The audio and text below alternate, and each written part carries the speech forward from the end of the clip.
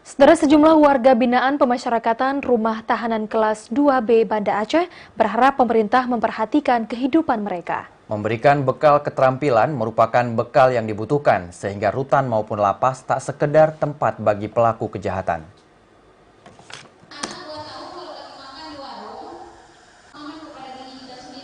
Harapan agar pemerintah turut memberi perhatian mengemuka dalam kegiatan bedah buku dan seminar kewirausahaan yang berlangsung di Masjid At-Tawabin, Rumah Tahanan Kelas 2B Banda Aceh pada Sabtu kemarin.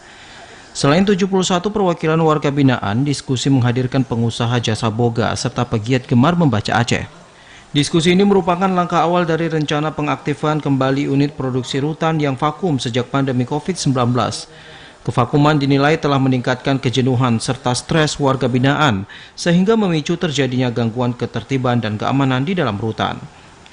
Menurut Kepala Rumah Tahanan Kelas 2B Banda Aceh, membaca buku yang sesuai minat masing-masing WBP merupakan salah satu kegiatan yang akan diterapkan di rutan ini.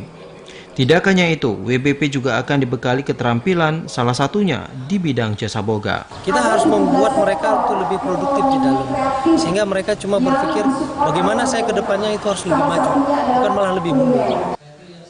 Kegiatan ini berlangsung sekitar 4 jam dan diskusi yang menghadirkan pemateri dari pengusaha jasa boga dan pegiat gemar membaca Aceh ini disambut positif oleh para napi.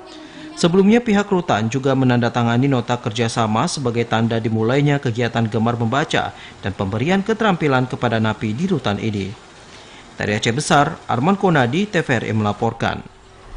Sebagai